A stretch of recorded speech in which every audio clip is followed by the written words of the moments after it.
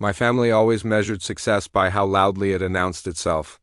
Growing up, I learned early that in our world, quiet meant invisible and invisible meant unimportant. Every holiday gathering felt like a competition disguised as celebration, with conversations orbiting around promotions, property values, new cars, and who had finally made it. My cousins compared watches, my uncles debated stock portfolios, and my parents listened politely while silently tallying whose children reflected best on them. I never fit into that rhythm. I showed up in the same worn boots, the same jacket that had seen more weather than fashion, and a demeanor shaped by places where talking too much could get people hurt. They didn't know what to do with that, so they labeled it. Modest, they said simple. Occasionally, when they thought I wasn't listening, they used less generous words, underachiever, wasted potential. I didn't push back. In my line of work, silence isn't weakness, it's discipline. I learned long ago that explanations are luxuries and not everyone earns them. When I enlisted right out of school, it wasn't some dramatic rebellion or noble calling. It was practical. I needed direction. I needed structure. And honestly, I needed a place where results mattered more than appearances. The military gave me that. Years passed. I moved from one unit to another, one base to the next, collecting experiences I couldn't share and responsibilities I couldn't brag about. I transitioned branches later, drawn into aviation not by romance but by necessity. The aircraft I trained on weren't the kind that flew at air shows. They didn't roar for crowds or pose for cameras. They existed to be unseen, to arrive before questions were asked and leave before answers were demanded. You don't tell stories about that kind of work. You carry it quietly and let it shape you. Back home, though, the narrative stayed the same. While my peers climbed corporate ladders and announced milestones online, I remained a mystery that made people uncomfortable. I didn't talk about deployments. I didn't mention the weight of command or the moments when dozens of lives rested on decisions made in seconds. So when my younger sister announced her engagement, I knew exactly how that dinner would go. Her fiancé was everything my family admired: polished, ambitious, articulate, and very aware of his own trajectory. He spoke in forecasts and 5-year plans. He wore confidence like a tailored suit. At the engagement dinner, the restaurant hummed with congratulatory energy. Glasses clinked. Compliments flowed. Conversations bounced between business expansions and destination weddings. I sat near the end of the table, content to listen, content to be overlooked.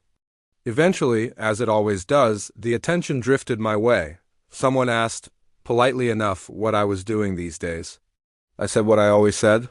Still serving. It landed exactly as I expected. Smiles tightened. Someone laughed softly. A comment about loyalty not paying the bills floated across the table. Another joke that at least I got free travel out of it. I nodded, unfazed. They didn't know where free travel had taken me. They didn't know what it cost.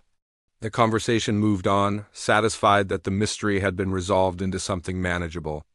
Then, somewhere between dessert menus and celebratory speeches, my sister's fiancé leaned back and shared a story from a recent overseas trip. He mentioned a military charter flight, talked about the scale of the operation, the restricted areas, the way the base moved with quiet urgency. Then he paused, glanced at me, and frowned slightly as if fitting a puzzle piece into place. He said he'd heard my name while waiting on the tarmac. Sighed. One of the aircraft parked there was assigned under my designation. Not owned, not possessed, just associated.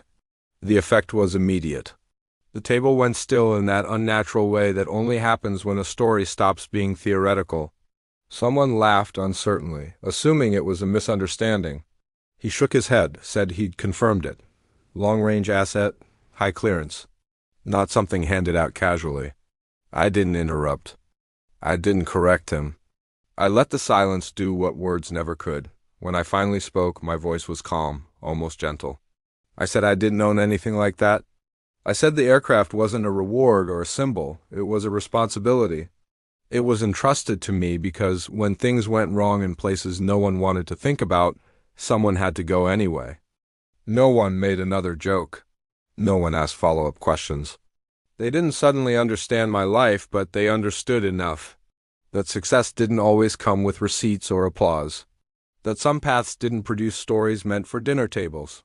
The rest of the evening passed quietly. Conversations resumed, but they flowed around me differently now, more careful, more respectful. I didn't feel vindicated. I didn't feel triumphant. I felt exactly the same as I had when I arrived, steady, grounded, certain of who I was.